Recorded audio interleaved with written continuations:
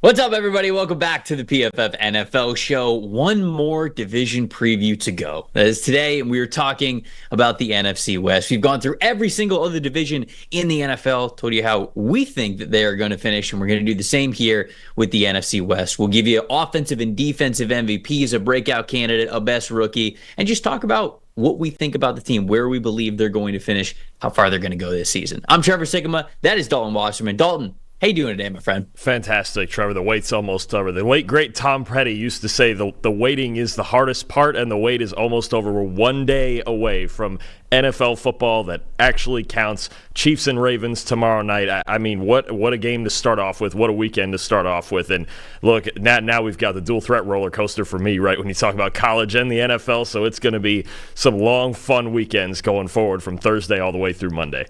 I don't know how you feel about this. Maybe you're different. Maybe this is just me. But I almost need, it almost needs to take a little bit of time for me to realize that what I'm watching is actually the regular season. Because like that Thursday night football game that's the big kickoff, sometimes I'll watch it, not just this year, like in years past. I'll watch it, and it almost won't click into my brain yet that this is football that matters. And I almost have to wait until the Sunday to actually get into that. But then now we have another appetizer later this week with the Friday night game. So I feel like that'll help my brain actually switch over to regular season football. Are you somebody who you're already ready? Like you'd already recognize that in your brain? Oh yeah, absolutely. Going right to playoff scenarios. Whoever's 1-0 and 0-1, right to it. Absolutely. Just who's off to the greatest start ever at 1-0 and who's off to the worst start ever at 0-1. And I'm always just so. I mean, when I watch games, I'm always just so fascinated with once you get past the preseason into games that count, then all just the schematic adjustments and everything that goes into it, and the storylines and who's breaking out already and who had a huge game week one and how are we going to over. I mean, it's just the most fun thing ever, right? But you're right. There is something special though about that round of 7 or 8 kickoffs at 1 o'clock on Sunday where you're just like, oh wow, we're here now we're really here. You're right, the first two games this year are more like an appetizer where it's like, okay, it's something, but get me to Sunday, come on, let's go. It was kind of funny because you mentioned like who's making the playoff scenarios at 1-0 or 0-1. I remember the Chiefs were 0-1 last year and they were the first 0-1 team, and so if you just refresh the draft order, they had the number one pick, and it was just like everybody was using the mock draft simulator, and they're like, oh, Marvin Harrison Jr. to the Chiefs. Like, this is going to happen 100%. So the early draft mock draft simulator scenarios are great. That's also a plug. You guys should be using PFF's mock draft simulator. We're going to be updating the order all the time throughout the season, so it could be a maximum fun and realism for you guys. But just make sure that you're paying attention to draft season as well as we get through the beginning of the NFL season. But hey, before we get into the division previews, got to talk to all the good parents out there. As a busy parent, you of course want to give your kids a head start to their financial future, but we know this, all right? It can be confusing and time-consuming to be able to invest everything you need to make that happen. Well, Fabric by Gerber Life makes it easy for you to set up an investment account for your child that grows with them, helps prepare them for a great financial future. Fabric by Gerber Life, it was designed by parents for parents to make it easy to plan for your child's future and also just manage your family's financial path. With a UGMA account from Fabric, you can start investing in your child's future today. Now, the UGMA account stands for Uniform Gifts to Minors Act. While your kids cannot invest while they're minors, a UGMA account allows you to invest on their behalf and gives their investments more time to grow. There's no contribution limits, multiple tax advantages, SIPC insured up to $500,000, no commission fees either, just a low, flat monthly rate. It's all online. Setting up an account could take you just 5 minutes, and it's as little as $1 a day. Then you can just manage your child's UGMA account and monitor their investments right from your phone. You can join the thousands of parents who trust Fabric to protect their family today and start investing in your child's future at meetfabric.com/PFFNFL. That's meetfabric.com/PFFNFL, MEET fabric.com/PFFNFL. Portfolios are managed by Fort Washington Investment Advisors Incorporated. Additional services provided by Apex Clearing Corporation. All investing is subject to risk. Monthly minimum contributions are required. Learn more at meetfabric.com. Dalton, let's dive into it. As we have for the other division previews, let's start at the very top. Let's go a little treetops, talk about who we think is going to make the playoffs, what the final records are going to be, and then we will get into each of these 4 teams a little bit more in detail over the next hour. How do you have this division shaping up? Who's winning it? Who's making the playoffs? So I got to be honest, I feel a little bit better about the 49ers than I did even a week ago. I had them winning the division anyway, but now that they've signed Brandon Ayuk and Trent Williams, I really feel even better about them winning this division again. I have them at 12-5. I have the Rams at 10-7, making a wild card. Seattle at 9-8, just missing out on the postseason again, just like they did last year, but I think another good season in the books for them. And the Arizona Cardinals at 5-12. I think their offense is a legitimate threat, but I have concerns about their defense. I could see them winning a couple more games if Kyler Murray stays healthy, but real problems for me with the lowest graded defense in the NFL last year. Yeah, so we'll dig into the Cardinals. I think we'll have a good conversation about the Cardinals probably towards the end of the show, but I also have the Niners making the playoffs, winning this division, same record you have, 12-5. Look, certainly with Trent Williams and Brandon Ayuk coming back, this is once again just one of the best rosters in the NFL. Just top to bottom, it's so unbelievably impressive. They've got depth, they've got star power, they've got great coaches. They've got everything in San Francisco once again. And so, we've predicted on this show, I've predicted the Bengals to have a really great record, 13-14 wins. Same thing with the Detroit Lions. The Niners have to also be a candidate for best record in the NFL because of the star power that they have on that team. So I've got them making the playoffs as the division winners. Then I've got the Rams and the Seahawks tied at 9-8, neither of them making the playoffs here. So obviously this is an area where there is potential, I believe, for both of these teams to still be able to make the postseason, to get to those double-digit wins. Remember, when I was predicting who was going to win the NFC South, I had both the Falcons and the Buccaneers, who have a little bit easier schedules than the Rams and the Seahawks, to get to 10 wins. Each of them were 10-7, so one game better than the Rams and the Seahawks. But I think all of those teams are really sort of in a melting pot, and we're going to see who's going to come out on top. But I don't have the Rams and the Seahawks getting into the playoffs here in this simulation. Cardinals, I have them a little bit better than you. You talked about, okay, they might be able to win a couple of extra games. I got them winning a couple of extra games here with Kyler Murray in a fully healthy season. Excited to see that, especially with a lot of really great offensive pieces that they were able to add. We'll get to the defense, I promise. But we're going to start at the top. We're going to start with the San Francisco 49ers. Dalton, what's your kind of overlook on this team? Obviously, 12-5 is a fantastic record. It's a team that made the Super Bowl last year. They've got so much star power everywhere. Talk to me about where you had this team going. Do you have them going to the Super Bowl again? Where you see their playoff run ending? And ultimately, what could get in the way of San Francisco not getting over the hump and bringing another Lombardi trophy to them? They are certainly in the inner circle of contenders. If you were making a top 5 or 6 teams that could win a Super Bowl, and it's been like this for 5 or 6 years now, the 49ers are in that group, right? And I think, again, having them win the division, they could very well be the 1 seed by the end of it. It wouldn't shock me. Like you mentioned, they have a chance to have the best record in football.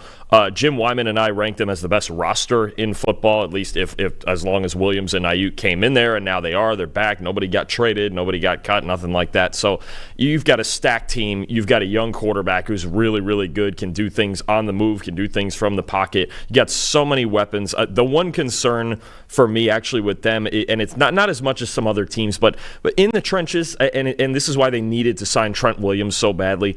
They ranked 24th in pass blocking grade last year, and the other 4 spots at times were it's just not great. They're a much better run blocking team. They led the league in run blocking grade, but pass protection to me is going to be the key for this team. Brock Purdy was under pressure in the Super Bowl on roughly half his dropbacks. It was really the difference in the game. Nobody's going to function like that. Patrick Mahomes doesn't even function like that. Half the time in a big spot is just not good, and they need to be able to block premier pass rushing teams. We saw them struggle. Even when they played the Rams, they may have still beat them, but they had no answer for a guy like Aaron Donald. They had no answer for a guy like Chris Jones, right? So it's in those big moments when they're playing teams with really good pass rush, especially interior pass rush, that I worry about them. So I could see them going all the way. I could see them winning the whole thing. I have them just being knocked out in the divisional round. I think I have Philadelphia actually going out to San Francisco and upsetting them. Because as we already know, we both picked the Lions to win the Super Bowl. Right.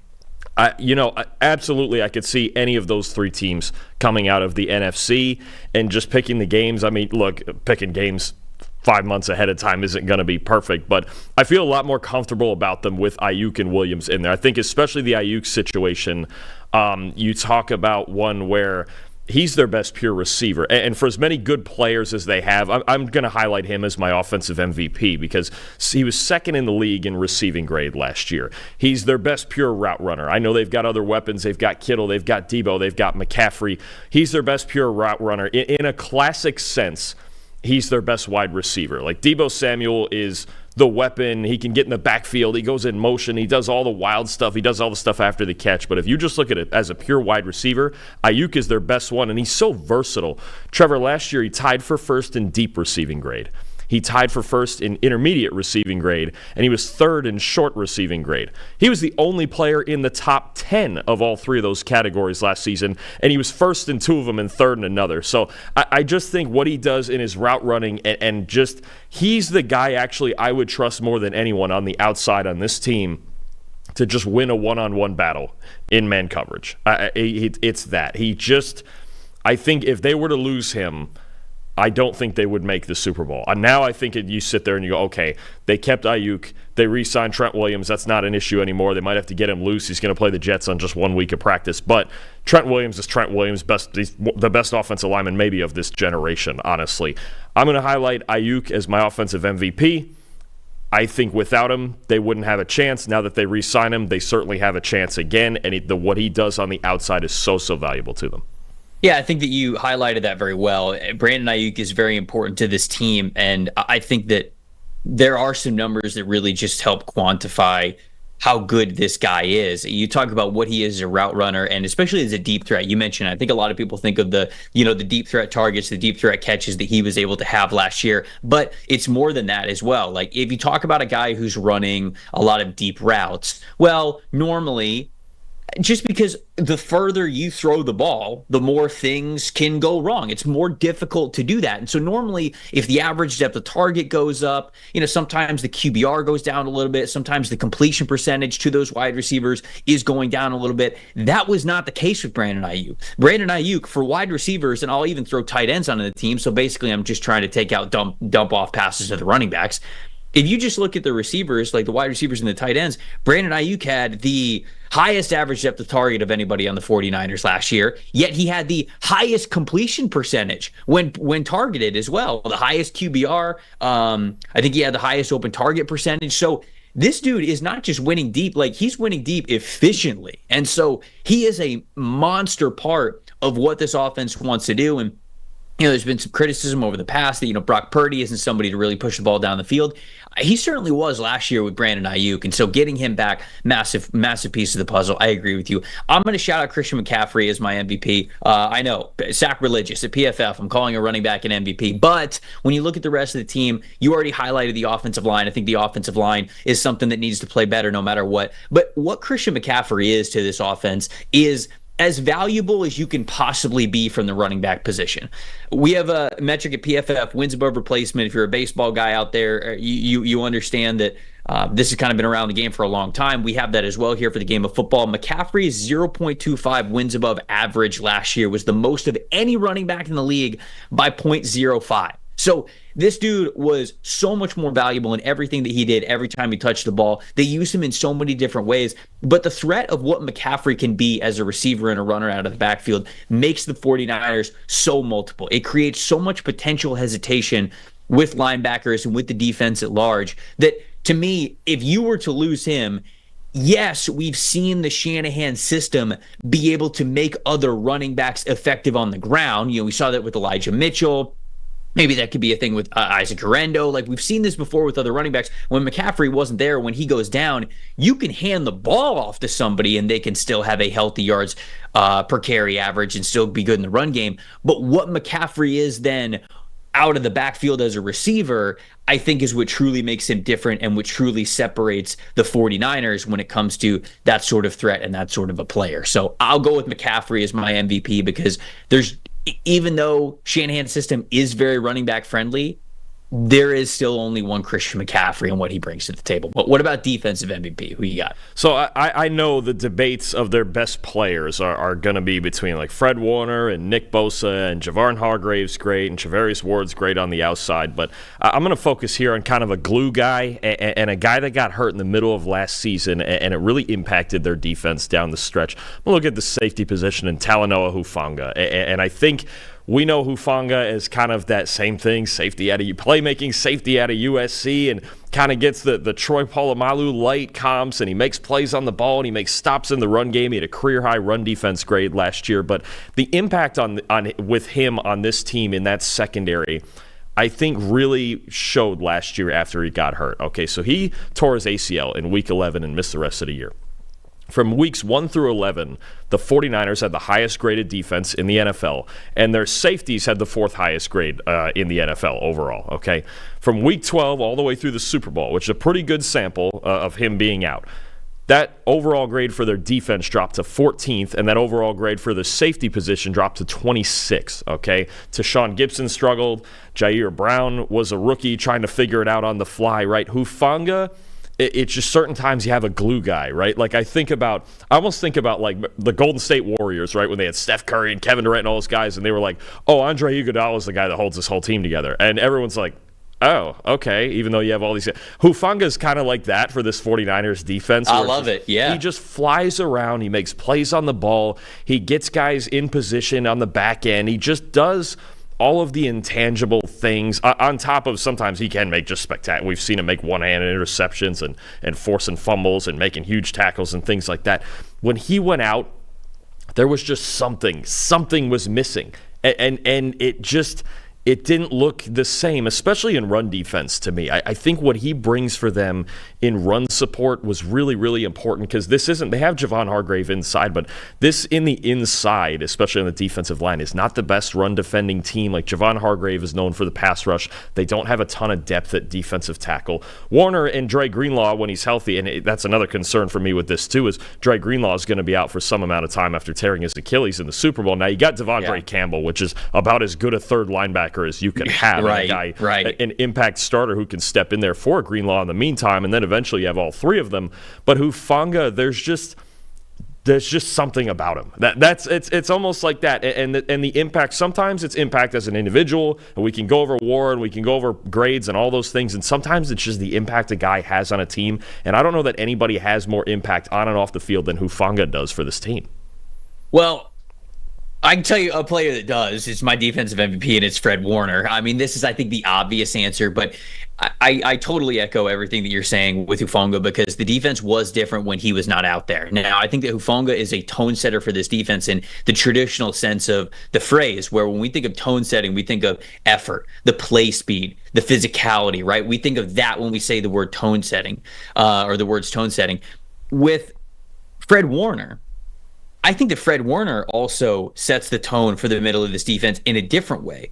How he approaches the game mentally. Not that Fred Warner isn't fast and physical. He absolutely is. But the way that he operates in space, the way that he can understand where the flow, where the ball is going, where it currently is, how the offense is looking to attack a certain defense, that is almost tone setting in and of itself, because his presence is then forcing everyone else to go, okay, well, now I got to think about it like this. And so when you have those two types of tone-setting players, it makes for an incredible defense. But bringing back the wins above replacement metric, Fred Warner's win above replacement of 0.37 was the most of any linebacker last season. So that was the case for so many different players that we've seen for so many times throughout the San Francisco 49ers. When we look at a wins above replacement metric, a bunch of 49ers have been close to the very top of the list or at the very top of the list. What Warner does, his range in coverage, his intelligence in coverage, his recognition, the pre-snap communication, the post-snap movements, everything that he does from the middle linebacker position is the centerpiece for how the rest of the defense goes. It helps when you got a great defensive line in front of you, but it allows, like Fred Warner's presence allows Talanoa Hufanga to be as free as he is, to be a impact player over the middle like we've seen him be so many times, especially over the last year before he got hurt. So I think that Hufanga is a great call out, but I had to mention Fred Warner. There's no way I couldn't. What about a breakout player for this team? It's a stacked starting lineup, but do you have a breakout player for them? Yeah, I'm going to look on defense, and there's a lot of guys we're familiar with, but one new guy opposite Charvarius Ward at the other cornerback spot is Isaac Yiadom coming in from the Saints, and it looks like they're moving Diamador Lenore into the slot. He played on the outside last year. Move him into the slot, and then you have the safeties working the back end and in the slot some too. But Yiadom had a really good year with the Saints last year, a career-high 80.4 coverage grade and 11 pass breakups, and he didn't play a full-time role because they had a really good corner duo in Marshawn Lattimore and Paulson Adebo in front of him. But anytime he got in there last year, and that's not an easy defense to operate in as a corner. Dennis Allen blitzes a lot, goes press man a lot. He really challenges his corners to make a lot of plays. And anytime Yiadom had to step in for either of those two guys on the outside, he did a great job. I think he could really lock down this spot, this CB2 spot, that sometimes is kind of a question mark for the Niners. Obviously, Charvarius Ward's really good. Maybe last year, I believe, he was in the top 10 of overall grade among corners. But that other spot, I think they're still trying to figure out some depth and figure out who can play there more consistently, especially in their defense when you have just such hard-set responsibilities to play a lot of zone coverage. So if he can go in there and adjust, it just gives them another great player on the back end of their defense. Yeah, our producer Ryan appropriately just put in our chat referencing, and I should have called this out when you brought up the Iguodala point, the Max Kellerman rant, where he's like, to save the universe, if I need one 3-pointer from anybody, give me Iguodala. And I'm saying that, but it's the version of you saying that, but you're going, if I need one safety to make a hit over the middle, give me Hufanga. Give me Hufanga. This is your Max Kellerman Iguodala and of course it could only be the Bay Area too. It had to be the 49ers. I couldn't do this. I couldn't do this with Winfield or Bates or any other safety. It had to be the Bay Area. It had to be the Niners. It could only be Hufanga. So my breakout player, I'm going to go with Jair Brown, who is a really, again, going back to the safety level, really strong safety, full pun intended, I guess, player for this team who was able to step in and get some more reps when Hufanga went down. Now, he wasn't the same sort of impact player because he wasn't playing with as much speed and confidence as Hufanga was playing with because he's been in the league longer. But I think that Jair Brown showed, hey, I can be a physical tone setter as well. And him, honestly, a safety room of Talanoa Hufanga, Jair Brown, and then the other rookie that they drafted, Malik Mustafa from Wake Forest. I mean, this is, you're striking fear. That's some hammers right there. With the new rules, in 2024. This isn't 2014. This isn't 2004. You can't absolutely obliterate wide receivers going over the middle anymore. But for as much fear as you can strike into these wide receivers' hearts and minds when they're going over the middle, they got 3 safeties to be able to do it. So I do think that Hufanga is a massive part of this team, but I do also think that Jair Brown got some really valuable experience to be a rotational safety for them, to keep that tone-setting mentality, whether they want to put 3 safeties on the field, whether they really want to crowd the box, or maybe even if someone suffers another injury, which of course we hope that does not happen. But I think that Brown is in for another step forward this year because I was impressed with how he played last year. But let's go to their rookie class this year. Who is your breakout rookie for this team? It's a guy that really has to be the breakout rookie with the issues I mentioned on the offensive line, and that's Dominic Puni out of Kansas. His versatility, his pass protection skills are so big, and I believe he's projected to start at right guard right now. He played guard and tackle at Kansas. Really good pass blocker in both, and they had a very diverse run game that really it allowed them to get on the edges a lot. So I think he really has a good understanding of how to open up holes, and it's the pass protection for me. I mean, they need better pass protection from the other 4 guys not named Trent Williams on this team, and Puni could be a really, really big part of that, whether he stays at guard, whether he kicks out to right tackle at some point. Wherever he's playing, he has to be a big part of this effort for this offense. Yeah, I agree with you completely. I think that he is going to be their best rookie this year, and they need him to be. You talked about this unit getting to be a lot better as a pass-protecting unit on the inside. Well, Puni had a 90.4 pass-blocking grade at Kansas last season. Now, that was with him at offensive tackle. The year prior at Kansas, he's played on the interior and didn't earn as good of grades, but that was also his first year as a full-time starter along the offensive line. So I think that a lot of that context is important when you're thinking about him as the starting right guard now for the San Francisco 49ers. But 70.5 overall blocking grade this preseason on 89 snaps, so they got him a good amount of work, and he was able to hold his own. So they, to your point at the very beginning when you sort of prefaced your thoughts on the 49ers, this is an area of an already stacked team that sort of needs to get a little bit better, a little bit more consistent, or at least raise their floor when you talk about going up against some of the better teams in the NFL. I have the 49ers, I forgot to say this at the top, making the NFC Championship game. I think it's going to be 49ers versus Lions again, but this time I have the Lions coming out as the victorious team. Let's move on and let's talk about the Los Angeles Rams first. I have them going 9-8, so I have them barely missing out on the playoffs, but this is a very interesting team. Obviously, Sean McVay is still the head coach. There was some talk of him, maybe retiring, what was it, a year and a half ago, but he's back. He seems all in. He seems ready for the long haul. It doesn't seem like he's thinking about retirement anymore. Matthew Stafford is still there. Puka Nacua with a massive season last year to now give them a really good wide receiver duo when it is healthy between Nacua and Cooper Kupp. But the defense, you're moving on from Aaron Donald, not just one of the best defensive players of his time, but maybe one of the best defensive players of all time. And so anytime you have to do that, it's going to be tough. And I think that if you looked at the Rams defense going into last season, even with Aaron Donald, a lot of people would have told you, yeah, it's Aaron Donald and who else, right? I mean, Jalen Ramsey was gone. He was to the Miami Dolphins. And so there just wasn't a lot of star power there on that defense. Now, if you're taking Aaron Donald out of it, it's looking for major contributors. So you've got them going 10-7. Do you have them making a deep playoff run? And then let's start to get into offensive MVP before we flip over to defense. Not a deep playoff run. I do have them losing in the wild card round. I think we still need to see their defense play well. I think they're stacked on offense. Obviously, those guys you mentioned, plus an offensive line. I really like the Jonah Jackson signing. Their offensive line is so much better than it looked in the preseason a year ago. It gives them the really good chance. I thought their biggest strength last year was the balance that they had on offense, too. Not just Matt Stafford and Puka Nacua in the passing game, but Kyren Williams and the run game that just saw a resurgence, and now you have Kyren Williams and Blake Corum back there. Punt returner Kyren Williams, by the way. So you've got Kyren returning punts and running the ball. You got Blake Corum running the ball, who I thought last year in college played the position better than anybody in college. Just his knowledge of just the offense and blocking schemes and knowing how to play the position. He's not the guy with the most imposing physical tools, but the way that he runs the football and his vision and his agility, I think, are a big asset for this team. A team that's gone to a lot more gap and duo run blocking schemes. That's something he's very familiar with from Michigan. So, look, their offensive MVP, though, has to be Matthew Stafford.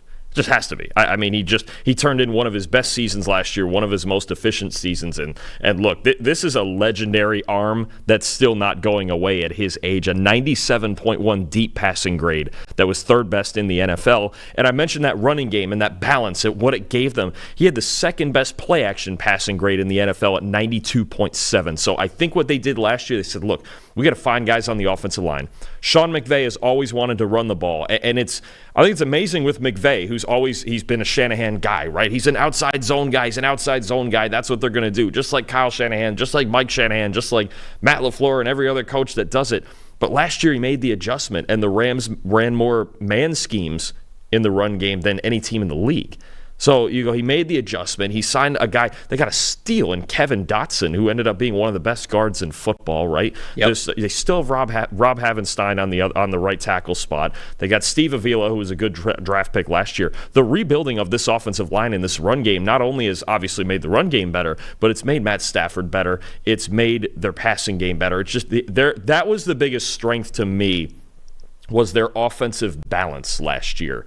But Stafford's the one who makes the whole thing go, right? Checking in and out of calls, making freakish throws, making no-look throws still. I mean, what he's done, honestly, I don't think Stafford, we talk about guys who are the most talented quarterbacks we've ever seen, right? Mahomes and Aaron Rodgers and, some of these guys who just are freakish. Matt Stafford's freakishly talented. For him to still make some of the throws that he makes at his age is unreal, and he's the glue that holds this offense together. No, you mentioned it's a legendary arm, from his time at Georgia all the way through the NFL when he was with Detroit, and even what we've seen from him with the Rams. I think that there's a big reason why the Rams go and make that trade, and why Sean McVay was able to win a Super Bowl with this guy. It's because it just unlocks so many different things that you can do on offense when you have a talented passer like this. So I agree with you completely. Stafford has to be the MVP for this team. 86.0 passing grade in 2023, which was the highest of his career.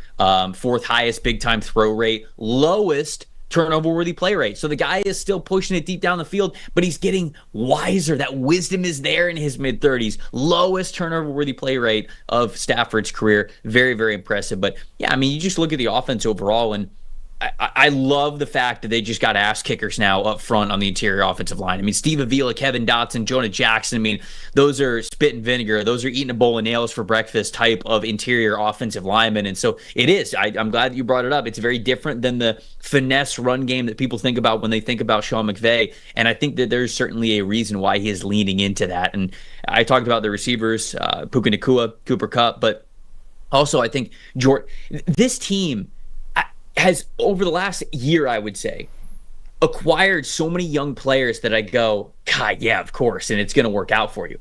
Jordan Whittington's one of them. You know, former 5-star recruit who went to Texas and just had a really bad run of injuries that kind of derailed what could have been a great college career for him. But now he's healthy, and we saw him flash during the preseason. I could see them getting so much out of Jordan Whittington like they did with Puka Nacua. Now, obviously, I don't think Whittington's going to break the rookie receiving record, but be a contributor when nobody else really thought that he would have been as a late-round draft pick. You look at the running back room, you highlighted it very well. Kyren Williams at the top, who was kind of an afterthought in his draft class. Blake Corum, who I think is just a perfect compliment. And then I don't know if you caught this, but they picked up Cody Schrader as well, which is hilarious because I think in my head, you think about what Cody Schrader was last year for Missouri, and you go, if somehow Kyren Williams and Blake Corum go down, I still have faith in this run game because I feel like he's going to get the most out of what was a very productive Cody Schrader last year. So anyways, I think that Matthew Stafford has to be the MVP for this team, but it's an offense that's setting up to be a lot of fun. Defensive MVP, I'm looking at our show sheet now, and once again, we are in lockstep here with Mr. Kobe Turner on the defensive line. Talk to me about Turner and why you think he's going to be a defensive MVP for him. Well, I tried to find someone else. I really did. I tried not to be synced up on both of these, and I just couldn't do it, especially with Aaron Donald retiring. And you talk about, as a rookie, an 83.8 overall grade. That was the third best by any defensive rookie in football behind Jalen Carter and Devin Witherspoon. I mean, just an elite player in his first season. 80.5 pass rush grade, 11 sacks, 36 stops. Just what he was able to do. Now, it's interesting to see now with Aaron Donald gone, and maybe Turner gets less of the one-on-one matchups because you have to double and triple Aaron Donald. We'll see where it goes from here with him as the feature guy. Now, hopefully Braden Fisk can help him with that as well, but his ability to win one-on-one matchups last year, just awesome. I mean, he's a great athlete on the inside. He makes so many plays. He has a nose for the football. I just think the development of him inside in what could have is probably, we think, his only year next to Aaron Donald gives you such hope for this defense in this front seven. And now you get Braden Fisk next to him, you get Jared Verse next to him, and look, this defensive line is going to be the core of this team. This is a team that ranked last in coverage grade last season in the NFL. So you're talking about the core of it being the defensive line, and look, Kobe Turner's probably not going to end up being Aaron Donald, but I'll tell you what, as a rookie, you can't put too much doubt on the fact that he might be just one of the best defensive tackles in the league very soon, if not already. Turner and what he brings gives you at least some hope that they can get through the retirement of Aaron Donald.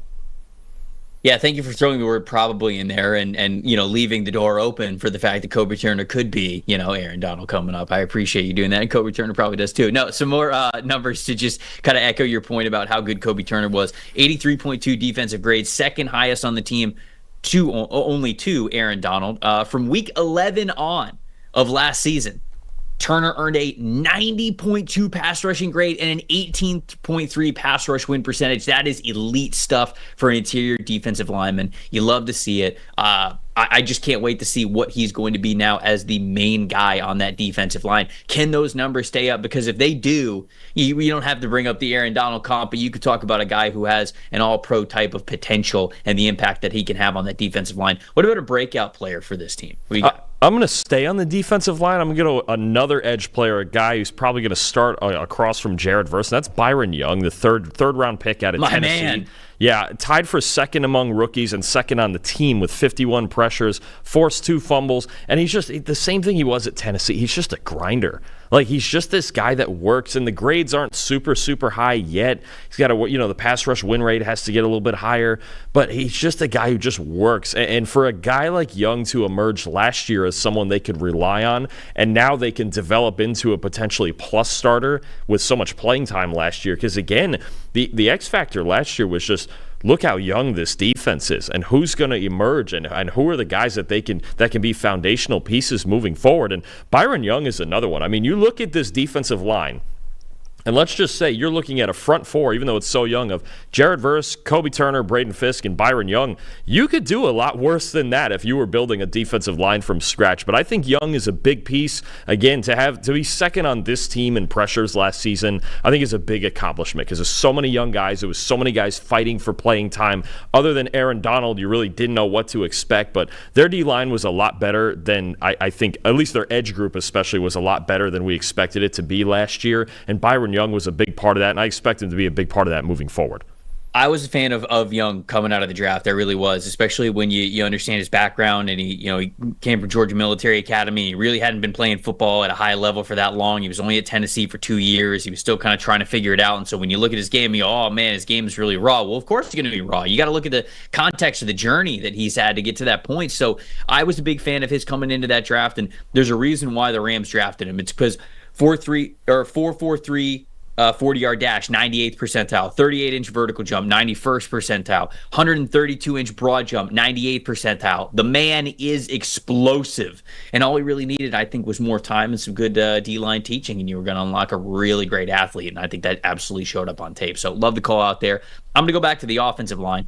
I'm going to say Steve Avila. He was in that trio of guys who I think are absolute road graders for this team to be able to play between the tackles and really run north-south, duo, man gap concepts, all that stuff. And so I think that Avila being moved from guard to center is going to be great for them, because Avila, 61.0 overall grade in 2023 on over 1,100 snaps, all at left guard. Now he's playing in the center position. If you go back to his time at TCU, 75.8 and 82.0 season grades while he was at TCU playing the center position. So it feels like that is actually the most natural for him. I watched a lot of his tape when he was at guard at TCU, and so I didn't exactly evaluate him as a center specifically, but I knew he had that versatility to him. It seems as though his best spot is there at center, especially with those two super strong dudes that are right next to him. I love the trio that they have there on the interior. So I think it's going to be a great year for Steve Avila as one of the better young centers in the game. Best team rookie this year. So real quick on Avila, though. It looks like, I believe Sean McVay announced last week that it looks like he's actually going to flip that back and leave, and he's going to leave Avila. It's a surprising move, but it's. I believe he told the media he's going to leave Avila now at guard and put Jonah Jackson at center. He's going to flip it like last minute. I think it was last week that he announced this. That they're actually reversing course on that, and they're going to put Avila back at guard, and Jonah Jackson, who I don't think has played any center in the NFL, I'm pretty sure. Jonah Jackson's good. Their high-priced guard that they got in free agency. He's going to play center now. So I'm not sure what's behind the last-minute switch there. About 2 weeks to go before the season started for them, but that's what. And Avila's still a really good player. He did a solid rookie season at guard, but it looks like he's going to stay at guard. And now we're going to see Jonah Jackson at center. So I'm a little curious to see, with such a late break in that dynamic, that they worked with Avila played center all offseason. All training camp. Right, that was the talk. Until literally like a week or a week and a half ago. It's very recent that they made that switch back. But I do think you're right. I think he's a big piece, and in year two he could be a lot better. But it's an interesting story for the Rams going forward, is one, Avila staying at guard, and two, Jonah Jackson playing center, because I would have to find this right now. I don't know that he's played center in the NFL. I don't think he has, but moving ahead to best rookie while I find that really quick.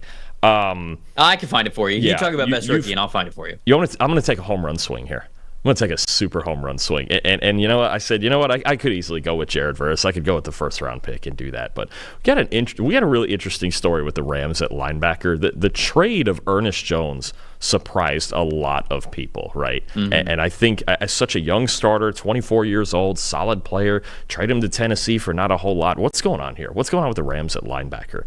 And there seems to be a rookie linebacker out of LSU, an undrafted player out of LSU that they really like enough to have given him a starting linebacker job. That's Omar Spates from LSU, a 90.6 overall grade in the preseason. And I was like, and I was thinking the same things as everybody else. What is going on here? Why on a defense with a back seven that we're just trying to cobble together are we trading our middle linebacker? And then you watch this guy in the preseason. Really good athlete, really good run defender. And I'll tell you what, you want a hard hitter, you want one of those tone setters at middle linebacker, this guy steps up in the hole and hits people. I'm talking like absolute hammer, and he's really good at shedding blocks. Look, I think he's showing us a lot of stuff that he didn't show us at LSU. It seems that the Rams have kind of unlocked him. I look at his skill set when I watch his preseason tape. We talked about KJ Britt for the Tampa Bay Buccaneers and how he's just always in the right spot, and he knows how to work off blocks, and he knows how to tackle, and he just understands fundamentally what to do. I think Spates is like that, but also a little more athletic and a little more sideline-to-sideline ability, and I think he stands a chance in coverage. Obviously, there's going to be times where teams go at him in coverage because he's such a young player, but this is the guy that's emerged in that place for Ernest Jones. Now, it's a lot of pressure to be the middle linebacker of any football team, but to be the middle linebacker of this team that's so young and trying to put so many pieces together, Omar Spates is going to be a really fun story to watch, and if he emerges as a legitimate piece at linebacker for them, I mean, it's interesting with getting rid of Ernest Jones, but they may have found a player that they feel like is even better than that. Clearly, they thought that Jones is expendable. So, man, good for Space to earn that job, and obviously earn a lot of faith very quickly in this coaching staff. I'll go with Braden Fisk. You know, they draft Jared Verse, they draft Braden Fisk. We haven't talked about either of those guys, but I think they're going to be major players on that defensive line. Certainly, when you talk about replacing Aaron Donald, it takes a village, if you will, as the saying goes. And so I think that Kobe Turner can definitely step up, but I don't think that you replace Aaron Donald with just one player, even for as good as Kobe Turner ended the season last year. It's going to take multiple players, and there's a reason why they traded up and gave up a good amount to go get Braden Fisk at the top of the second round. And I think that they're envisioning him and Kobe Turner really being a speed mismatch on the inside. Now, if you're playing both of those guys, are you giving up a little bit in the run game? Maybe. We'll see. I guess, you got to see how they're going to mitigate that when both those guys are on the field. But I think certainly in passing situations, that's how you can give interior offensive lineman fits. Fisk really ended the year well at FSU, played really well in the Senior Bowl as well, was a monster at the Combine, and I think the Rams are really excited about him, and again, prioritized him in the draft by trading up for him for a reason. And so I think that they are going to give him as many opportunities as he can to get after the passer this year at one of those interior defensive line spots. So he is somebody that I'm looking forward to watching for sure. We got two more teams that we're getting to. Seattle Seahawks, which I think is kind of a tricky team. There's a lot to like about the Seahawks, but there might be some stuff holding them back. But, we will get into the Seahawks in a second. First, got to talk about our friends over at DraftKings. NFL Week 1, it's finally here, right? This is the last division preview, and that means that the season's about to get kicked off. A new season means there's new ways to get in on the action with DraftKings Sportsbook, an official sports betting partner of the NFL. The fans have spoken. They want touchdowns. DraftKings has heard us, and they are absolutely delivering. DraftKings Sportsbook is the number one place to bet touchdowns. There's so many great matchups. I talked about the two appetizers, as we called them, with the Baltimore Ravens going up against the Kansas City Chiefs, and then the Green Bay Packers against the Philadelphia Eagles. If you're going to be watching either of those games on Thursday or Friday night and you're ready to place your first bet, try betting on something simple. A touchdown. That's all you got to do. Just bet on a player to score a touchdown. New DraftKings customers, if you want to do this, you can bet $5 and you get $250 in bonus bets instantly. Plus, you also get a month of NFL Premium on them. So, yeah, you can take that wager, or honestly, any other matchup that you've got this weekend. If you think that somebody's guaranteed to score a touchdown, bet $5. You'll get $250 in bonus bets instantly. Download the DraftKings Sportsbook in the App Store now. Use the promo code PFF. That is PFF for new customers to get that $250 in bonus bets when you bet just $5. And you get 1 month of NFL Plus Premium on them. Offer ends September 19th, only on DraftKings. The crown is yours. If you got a gambling problem, call 1-800-GAMBLER. In New York, it is 877-8-HOPE-NY, or you can just text HOPE-NY. In Connecticut, help is available for problems with gambling. Call 888-789-7777 or visit ccpg.org. Please play responsibly on behalf of Boot Hill Casino and Resort in Kansas. 21 plus, age and eligibility varies by jurisdiction. Void in New Hampshire, Oregon, and Ontario. Bonus bets expire 168 hours after issuance. For additional terms and responsible gambling resources, you can visit dkng.co/FTBALL.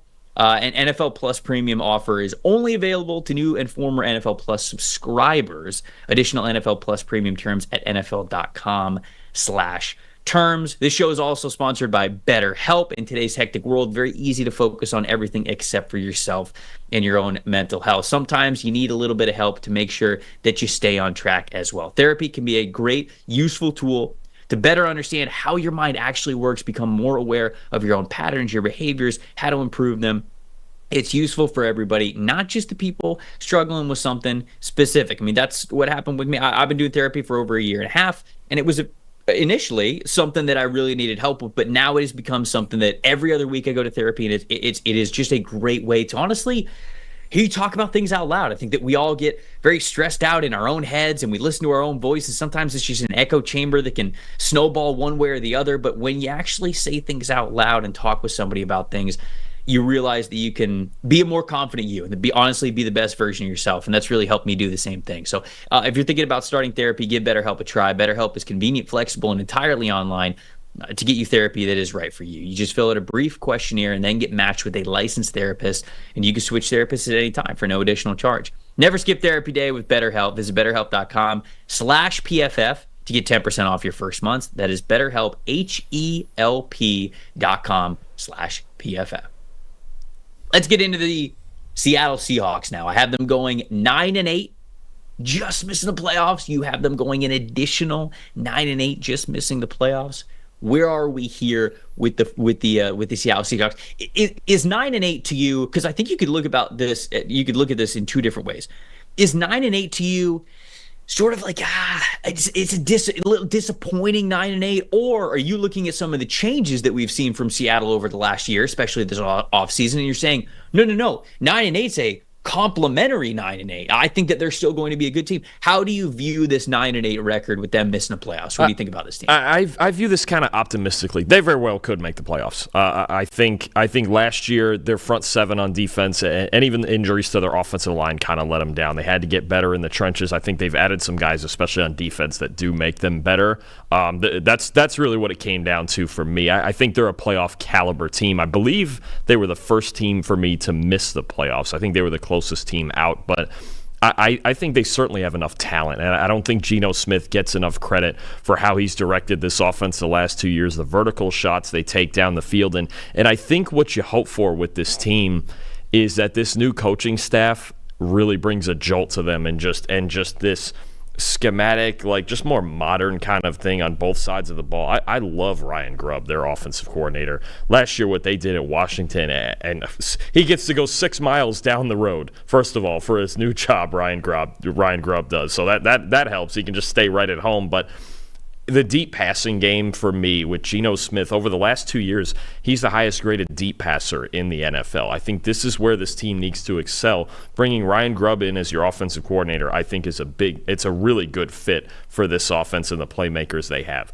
And as far as Mike Macdonald, I just think more diversity in their defense. And I know last year, sometimes when you don't have the players, you can't get that diverse. But especially using a guy like Devin Witherspoon, who last year, outside, he was great. They move him into the slot midseason. He's great there. He's a great tackler. He's really aggressive. I think he's a dark horse candidate that he could win Defensive Player of the Year, just with the stats, the traditional stats that he could put up. Interceptions, forced fumbles, tackles, all of that stuff, especially if he's going to play in the slot. If you have a freak like that playing in the slot, he could rack up numbers. But I think they certainly have the talent of a playoff team. They have a really good secondary. You've got a D-line that's ascending. They re-signed Leonard Williams. You picked up Byron Murphy. The offensive line is the big question for me, and I signed some veterans. I love the signing of their new center, Connor Williams. I think that's a perfect fit to get him. He had a great year with the Dolphins last year. I think he fits in Ryan Grubb's run scheme. They don't go as heavy and as reliant on the outside zone scheme as say, someone like Mike McDaniel does, but it's still kind of the core of his running game. And you know, they didn't run the ball a ton, but Ryan Grubb still understands that he needs balance in his offense. Even last year at Washington with Michael Penix and Roma Dunze and all those guys, he understood in certain spots, I need to run the ball. And I think one of their biggest problems why they didn't win the national title game is they just couldn't run the ball at all on Michigan. They had no balance in that game. But games where they needed it, I think about the USC game, I think about Arizona State game, games where they needed to run the ball, they found a way to do it with Dylan Johnson and their offensive line. So I think there's going to be some balance on this offense if Kenneth Walker is healthy. And to me, though, it starts with the vertical passing game. And I think you could go with Geno here, but I think you are. I'm going to go with DK Metcalf. And you can't throw the ball downfield like that if you don't have the weapons. And DK Metcalf's as good a vertical weapon as we have. Since 2020, a 96.4 receiving grade on targets of 10 yards or more, 10 air yards or more. I think it's such a perfect offense. It would not actually shock me in this offense if DK Metcalf had the best year of his career because it's just such a perfect fit. Ryan Grubb, at Washington, they threw the ball deep more than any team in the country, and I could see the same thing between the way Geno spins it downfield and the way Metcalf goes and gets it downfield. I think Metcalf is the most valuable part of this offense. And look, they need balance, but what he brings with the size and speed, it just suits everything around him so perfectly in that offense. Yeah, I mean, it's a good transition into my offensive MVP, which is Geno. And I don't think that Geno necessarily gets enough credit for what he has been over the last 2 years. Over these last 2 seasons, the only quarterback with a higher big-time throw percentage than Geno Smith was Josh Allen. That's it. Geno's been incredible when it comes to deep passing, and obviously you mentioned Metcalf's numbers. He's been on the receiving end of a lot of those great passes, but this is a big-time thrower in Geno Smith. Now, if you look at the last 2 years, it's been a little bit of an up and down, and I think the reason why he doesn't get enough credit is because it's sort of been a tale of two halves over the last 2 seasons, but it's been the same tale, just at different times. If you look at the first half of 2022, he had a big-time throw. He had 20 big-time throws and just 8 turnover-worthy plays. But then the second half of 2022 wasn't as good. He was still throwing the ball a lot and getting a lot of big-time throws, but he was also getting a lot of turnover-worthy plays, so that number was a lot closer to even between those two. And then to start last year, it was kind of the same thing. It was a lot of big-time throws, but also a lot of turnover-worthy plays. But then the second half of last season, again, 17 big-time throws, only 10 turnover-worthy plays. So he has these 2 stretches of really, really good play. And I think that if that kind of comes together in this 3rd year as him being a full-time starter for the Seahawks in Grubb's offense, this could be a high-flying offense once again, especially with Jackson Smith and Jigba getting better. I think Tyler Lockett's still a great player. The more healthy of a Kenneth Walker you get, I think the more balanced, like you said, this offense is. There's no doubt about it. The offensive line's got to play better this year. I think that the chat was right in saying that, like, hey, the question marks in both of the trenches, those are the big questions that you have to answer for the Seahawks. But the MVP specifically is Geno Smith, because I think that he is just one of the best passers that we have in the NFL, especially when it comes to throwing deep. And now he has an offensive coordinator, well, still has an offensive coordinator, I should say, that is willing to push the ball down the field with really good vertical weapons that he's got to throw the ball to. So I got Geno Smith as my offensive MVP.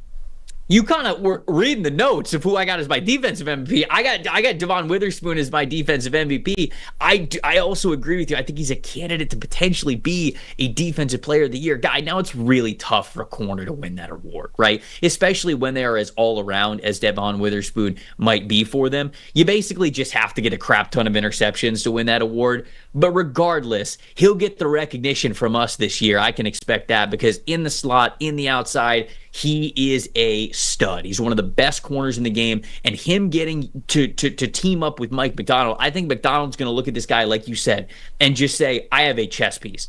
I have a player that can be a total mismatch neutralizer in a lot of ways, whether it is in run defense, whether it is in blitzing, whether it's in man coverage in the slot, man coverage on the outside, zone coverage on the outside, whatever it is. Devon Witherspoon's got the talent to be able to win for you in the secondary. And I am excited that Mike Macdonald's now is his head coach and also defensive mind that gets to use him as such. But who is your defensive MVP for this team? Trevor, is there anyone out there aware that Seattle signed the highest graded linebacker in football last year? Is anybody? I know they lost Bobby Wagner, and that's a big reason he's my defensive. Terrell Dodson, who they got from the Bills in the middle, highest graded linebacker. He was the highest graded linebacker. He came in after Matt Milano. Matt Milano gets hurt, and the sky is falling in Buffalo, and he comes in and replaces him, and he's the highest graded linebacker in football, and he's the only linebacker in football last year who graded at least an 85 in run defense and coverage. The only one. I go all of a sudden what he did stepping in for Matt Milano, who's as valuable as any linebacker in the league, saved the Bills' season. It saved their season, honestly, because I thought when Matt Milano got hurt, I was like, oh, this is shot. This is their defense's shot. He walks in, and he does all the same things Milano would do. He was great in run D. He was getting downhill, great in coverage. He can really, really run. And I think a lot of people last year, because they had it started out with Milano and Terrell Bernard, and Bernard kept playing, right, and he had a solid year. But I think some people thought, okay, well, now we're going to see Dorian Williams, the rookie out of Tulane. But Dodson steps in there, and he was just incredible. I mean, I don't think it's said enough that literally the Seattle Seahawks signed the highest. They lost Bobby Wagner and replaced him with one of the very few guys that graded higher than him and graded higher than anybody in the league last year. Flip on the Bills tape and watch Terrell Dodson after Milano went out, and it was just like, wow, this guy fits right in. I mean, could you imagine if they had been playing Milano and Dodson together the whole time? I mean, I don't even know what that would have looked like. But no, I think – first of all, his talent, massive talent, and I love Witherspoon.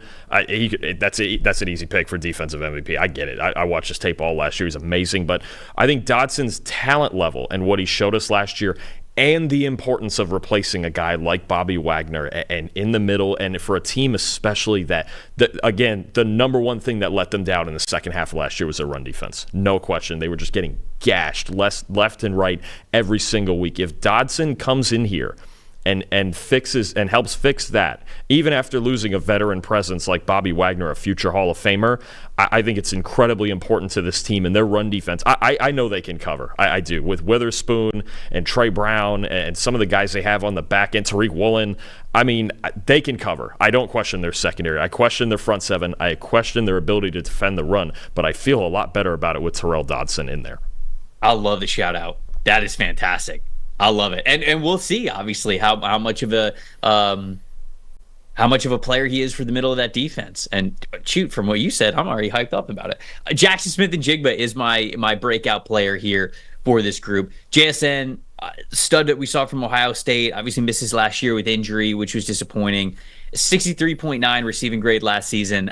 I've got to believe that we're going to see the best version of JSN that we have seen since his sophomore year when he was at Ohio State. And it's been a while, and I think that people are kind of forgetting that. But JSN, especially as your team's wide receiver 3 on a really good wide receiver team, in a really good wide receiver group, that's some special stuff. So I think it's about time. Let's get a fully healthy JSN for a full season here with Seattle. And certainly we already talked about how Geno Smith is fearless, how he'll be able to get the ball in the hands of his playmakers when they get open, no matter where they are on the field. And I think we're going to see the best version of JSN that we have seen since that sophomore season for him with the Buckeyes. Who is your breakout player here for this team? So this is a team looking for studs on the defensive line, and they may have found one if we get one more breakout from Boye Mafe off the edge. A 77.8 pass rush grade last year, 58 pressures, and a jump in pass rush win rate. That's super important to his success. 5.9% in his rookie year, jumped all the way to 13.1% last year. Big, powerful player, can play the run too. He's just a lot to handle for offensive tackles. I think this is a guy, if he makes one more jump and you see that 13.1 go to like 15 or 16, you're really talking about a guy who can be the anchor of their pass rush, because the interior pass rush is going to be really good, right? Leonard Williams, Byron Murphy, you got some other guys in there. They rotate a lot of edge guys in there, but I think Boye Mafe as far as talent level as a pass rusher, I think he's the most talented edge rusher on this team. And if he takes another step in his third season, I think it helps out their pass rush especially a lot. They're trying to build the depth on this defensive line, but they do need a star. And I wonder if he can become that star player for them off the edge that they're looking for. I also wonder if Byron Murphy, my breakout rookie, it can be the star for them. You know, you sign Leonard Williams, you got Jonathan Hankins, you got Jaron Reed still on the team, Draymond Jones, but they need some juice, right? I mean, like, I think that those guys on the front are going to be fine for you in terms of a floor, but they need a ceiling. I think you mentioned Boye Mafe, his presence, that's a ceiling raiser. I think the reason why you draft Byron Murphy where you do in the first round is because that is a ceiling raiser. I think that Murphy is certainly fantastic at run defense as well. His highest grade this past preseason came in run defense, but he's got the juice for you. He has the ability to be a great pass rusher, and you see those numbers there, 91.5 pass rush grade in 2023. So this is somebody who really is just a great all-around defensive lineman. He's a little undersized, kind of depending on what your role is for him along the defensive line, but again, this is a player I'm excited for Mike McDonald to get his hands on because he knows what kind of a weapon he can be. So I already like the veteran signings that they have made to present themselves with a higher floor than they had last year. Now you've got two guys in. I'm glad that you mentioned Mafe. I'm mentioning Murphy here as ones that can really raise the ceiling of what it can be, especially on those third downs where you really need to get off the field and get after the quarterback. Murphy is somebody to help you do that. So I think that he is going to be their best rookie, honestly, because he needs to be. He has to be for this team.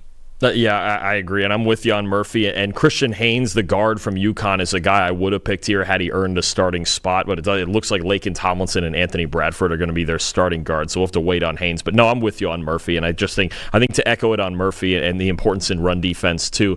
Look, last year, and I know I'm going on a college rant here, but Texas, yeah, they have their high-flying offense. They had Jonathan Brooks and Quinn Ewers and everything, but the brick wall in the middle of their defense that was Tavondre Sweat and Byron Murphy, that was the biggest reason that they made their playoff run last year. Those two guys in the middle, Murphy's just, he's so good. And I think the thing for me, you talk about play strength, right? And a lot of times, how many rookies a year, Trevor, do you say, I really like him. I like his talent. I need a year for him to get stronger and play and have his play strength be at an NFL. Too many. So many, right? Probably half the guys that you talk about. Man, once he gets in the weight room, he's going to be real.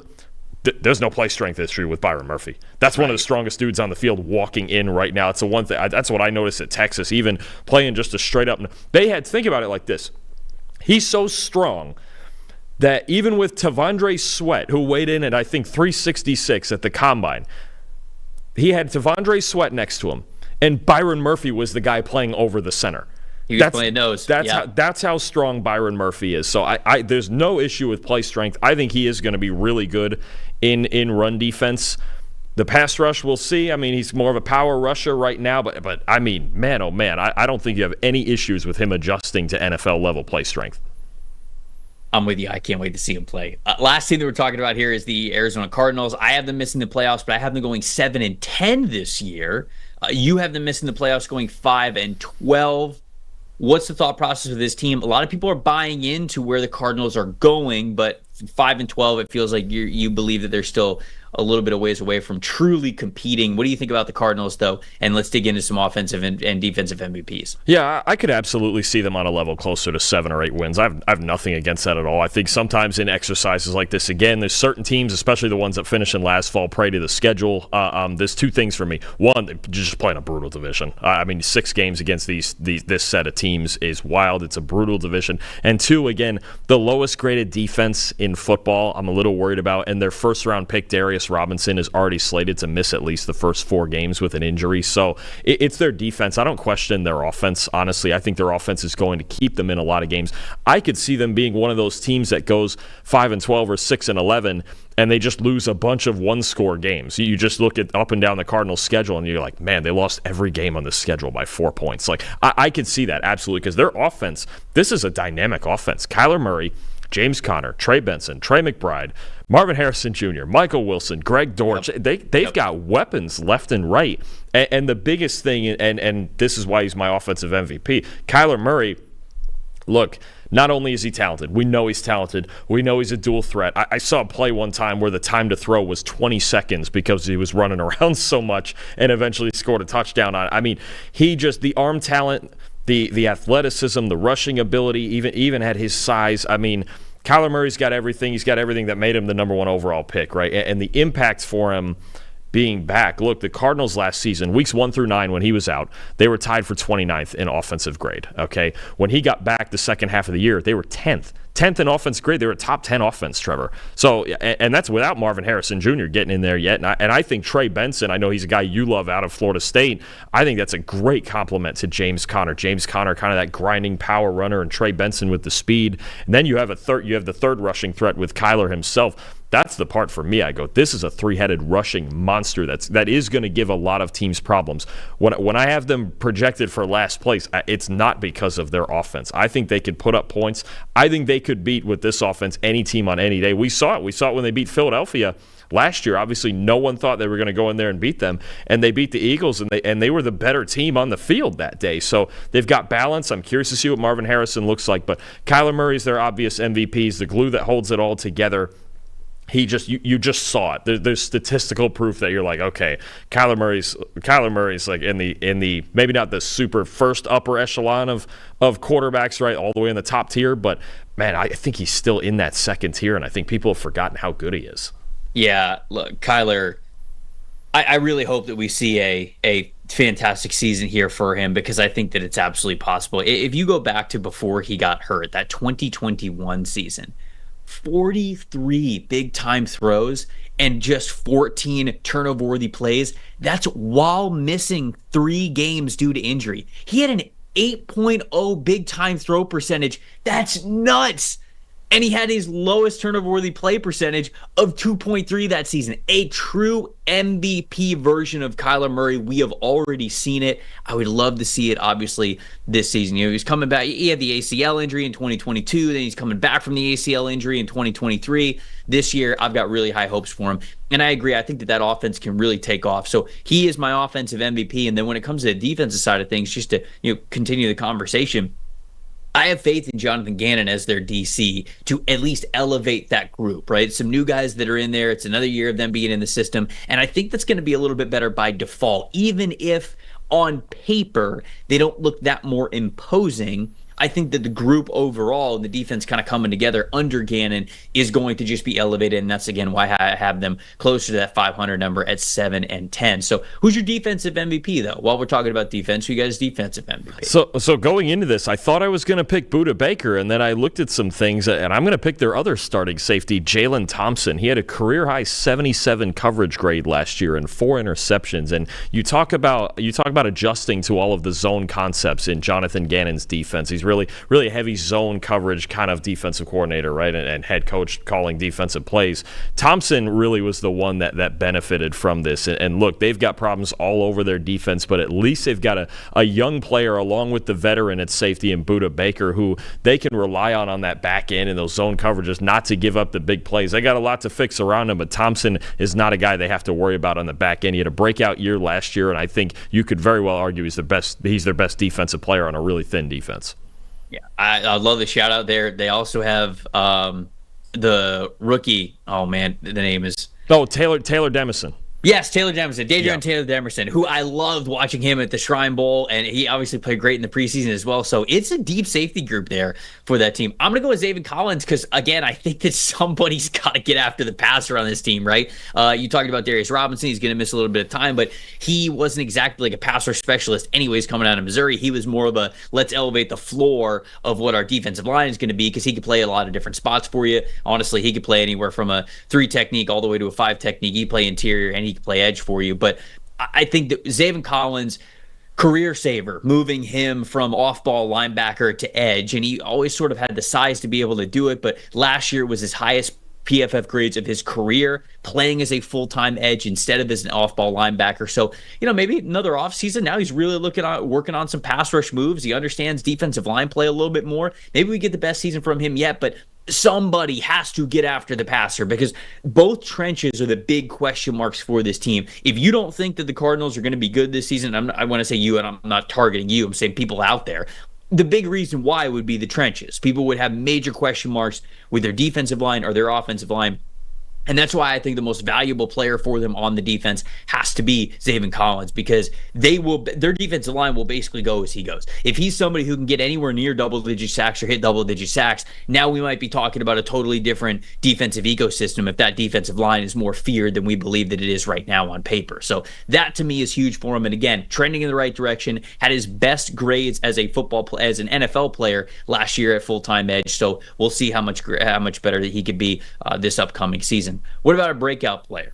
Who's your breakout player? I think it's last year's first-round pick, Paris Johnson Jr. He's moving to left tackle this year after playing right tackle last year, and you saw some struggles early, and you saw a lot of struggles from this team early, but you talk about a 50.1 overall grade in the first half of the season, and then 70.7 in the second half, was just outside the top 30 among offensive tackles in that stretch, that second half. Look, he's a guy early in the year, just adjusting to the superstar guys that he had to play against. He had to play against Nick Bosa twice, and if you're playing right tackle, you're the guy who gets Nick Bosa. He's on that front side. Not easy. Several tough assignments early in the year, and getting beat with a lot of inside moves, really trying to adjust his footwork, working back to the inside, just trying to pick everything up all at once, right? And look, for most rookies, the adjustment's hard, but for offensive tackles especially, man, rookie offensive tackles, I just feel bad for, because you get thrown to the wolves against guys like Bosa and Myles Garrett and just all these freaks that we see off the edge every week. And I think he really started to adjust well and show his talent the second half of the year. I think switching back to left tackle where he played in college is going to be a big asset for him. We've talked about several guys, through these previews. So it's like, the position switch, I'm a little worried about it. You think about a guy like Talisi Fuaga, who never played left tackle in college, but Johnson played left tackle in college. It's actually his natural position. And I think to go over there, they're going to have Jonah Williams at right tackle now. I think Johnson to be now the blindside protector, and the momentum he picked up in the second half of last year. He's a huge, huge piece of this offense. This offense could level up even further if Johnson and this offensive line take another step forward, because they weren't, the funny part is a lot of people think, the Cardinals offensive line is awful. It's really not. It wasn't that bad last year. And if Johnson takes another step forward, this could become a plus unit with him as their franchise left tackle. I really like Paris Johnson. I really like the progress he showed late last year. I think he's going to be an impact player for a long time. Yeah, and I think Kyler Murray coming back was a big part of that, right? I think that it all kind of ties in together. Kyler Murray came back in Week 10, and if you take the Week 10 grades from their offensive line, prior to Week 10 and then after Week 10, they're night and day different, just as a unit. And I think that it's just sort of the trust that they have in Kyler Murray back there, and him being able to operate the offense a little bit better. The offensive line isn't having to, hold on to their blocks as long, because it's probably coming out a little bit quicker, a little bit more confidently with Kyler Murray back there. So I think it all kind of works into itself. They definitely need Paris Johnson Jr. to step up, though. He has to be their best offensive lineman, and he has to sort of lead that offensive line with his play this season. My breakout player, anybody who knows Locked On It, or anybody who knows, the NFL Stock Exchange podcast, knows that this was going to be my breakout player. It's Michael Wilson, their wide receiver. I'm a big fan of Michael Wilson when he was coming out of the draft, and I felt like injuries really hurt his time when he was at Stanford. Obviously dealt with a shoulder injury last year as well, and so he's just kind of been beat up. But when he has been on the field, whether it's been at Stanford, whether it was at the Senior Bowl, whether it was last year, we saw some really good things from Michael Wilson. I think especially with Marvin Harrison Jr. now on that team and commanding sort of that wide receiver one attention, it's going to allow Michael Wilson to flourish, and we're going to see the best version of him that we have seen in quite a long time. He's a bigger dude, but he's stronger. He'll block his ass off. He's a very smart route runner. He understands releases. He knows how to attack different leverages and coverage. I just really love his game and how he approaches playing the wide receiver position, and I'm really hoping for a fully healthy year from him, because I think if we get one, he is going to be a breakout candidate story, not just for the Cardinals, but I feel like throughout the league as well. So Michael Wilson is my guy there. Team's best rookie. Who are we going with?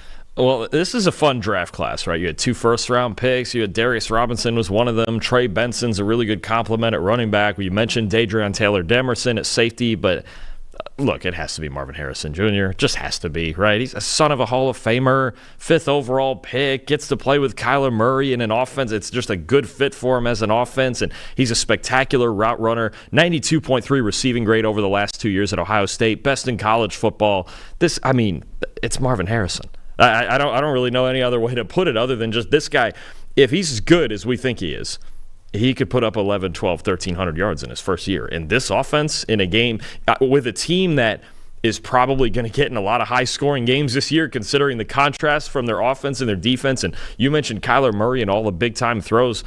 Look, Harrison is good enough that they felt good enough about him that he only played 3 snaps in the entire preseason. They just said, you know what? Nope, we don't need you hurt. We need you. We know how good you are. We're going to leave you out of it. We don't need you in game action. We'll see you week 1. We'll see you week 1 in Buffalo. They're playing in Buffalo. That could be a high-scoring game. But look, Harrison could be the key to this whole thing, right? Michael Wilson, really, really good player, could be a breakout player, but he fits better as a number 2. Greg Dortch in the slot, really good player with the ball in his hands. Trey McBride's another one, just emerged like all hell like the second half of last year. Trey McBride and the targets he gets and what he can do, loved him at Colorado State, love him last year with the Arizona Cardinals, but Marvin Harrison's the guy. He can be one of those guys, right? It's like he's supposed to be the prodigy. He's supposed to be one of those guys. Oh, the Cardinals might have a guy now like Jamar Chase, like Justin Jefferson, like one of those guys, like one of the elite receivers in football. Mm-hmm. Would it shock you that much if he had 100 catches and 1,200 yards this year? No, especially if Kyler bounces back to closer to that MVP version that he was playing at before he got hurt. So, no, it would not shock me if he's able to do that because he's that caliber of a receiver. You brought up tight end, though, and I'm glad you did because I didn't want to both talk about Marvin Harrison Jr. I wanted to highlight a different rookie because this draft class is pretty vast for the Cardinals. Team's best rookie, I was tempted to say my boy Max Mitchell here, but playing corner as a rookie is just so difficult. So shout out to Max Melton. I think that he's going to be good, but Tip Ryman was such an interesting draft pick for me because Ryman never had more than 19 catches in a single season at Illinois. He had back-to-back seasons. In his last 2 seasons there, we had 19 catches. Barely had over 200 yards as his single-season career high when he was at Illinois. So he was really not a receiving threat. He goes to the combine. He shows off, okay, I'm more athletic than what my tape would probably suggest. My stats would probably suggest. You could see it on tape. He was much more of a blocker and a big-time player for them as a blocker in the slot, on the line of scrimmage. He was a really good blocking tight end for Illinois. And Arizona took him in the 3rd round. I could not believe it. I was so shocked. I liked Chip Ryman, and I was like, I'd take him somewhere early on day 3. And the Cardinals were like, all right, bet. We're going to take him in the 3rd round. So I think the reason why you do that is because – and I'm saying that he's going to be their best rookie, and obviously it's going to be Marvin Harrison Jr. But I think that they prioritize him in the draft because Ryman's presence is going to allow them to be even more flexible with Trey McBride as a receiver. When you go into 12 personnel sets, and I know that he's not the only tight end on this team. I know that there's some deep tight ends. Elijah Higgins is the other tight end there. But if you go into those 2, let's just say 12 tight end sets or 12 personnel sets, 2 tight ends on the field. One of them is McBride. One of them is Ryman. You can make Ryman the one that's fully attached to the line of scrimmage, and then you can put McBride next to him. All of a sudden, you're putting all sorts of stress on the defense. Who is going to cover McBride? And then when Ryman is that sneaky, maybe it's just one catch a game, but it's the catch a game that's got to keep you honest. All of a sudden now the linebackers got to pay attention to both of them, and McBride's already mismatching in and of himself. So maybe not the best rookie, the most interesting rookie on this team to me is Ryman and the flexibility that he gives Trey McBride in this offense for how he could be on the line of scrimmage. So that's how I see these rookies here. Dalton, anything else before we get out of here? This is it, buddy. We put a bow on it. All the divisions up and down through the AFC and NFC. It means that NFL football is just so close to us. But you got anything else before we get out of here? No, I think obviously we're both going to be we both can't be absolutely right. I'll be absolutely right on my predictions, and you'll probably be about the 3/4 you agreed with me on. But no, I mean, it's going to be a fun year, and everything we've gone over the last 2 weeks. A lot of guys we've talked about, a lot of great players we've talked about. These, it's always fun because you get to the season, then it's like, oh, the predictions are shot. It's or somebody, like I mentioned with week 1, somebody's 0-1. But no, it's gonna be a whole lot of fun. We've got first game coming, Ravens Chiefs. Second game coming, Packers and Eagles. And then tell you what, Max Chadwick and I are going to be in Ann Arbor for Texas Michigan on Saturday. So let's go. I love it. That's a home run right there too. And then back just in time for NFL Sunday. So it's going to be a loaded weekend. Trev, you ever been to the Big House?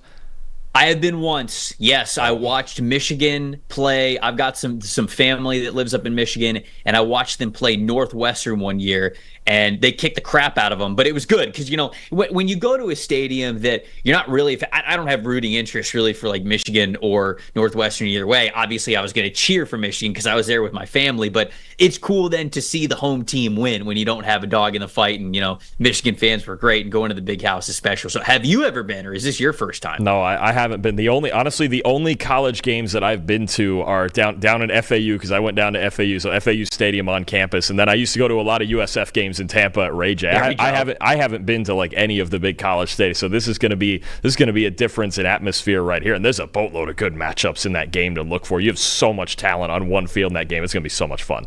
That's going to be a beautiful baptism into the big college football world there for you. I'm very, very excited for you. We appreciate everybody watching all of the division shows. By the way, yes, we will have a weekly preview show that we will still be doing on Thursdays, Thursday afternoon. I can't release all the details right here, but I promise we got an announcement coming out soon. We are so excited about that new format and how we are going to preview these teams every single week. So be on the lookout for it tomorrow. Even though we're done with the divisions, we are still going to have a preview show for you tomorrow afternoon. I'm Trevor Sikkema. That is Dalton Wasserman. Thank you guys so much for watching the NFL podcast. We will see you guys for the preview show on Thursday.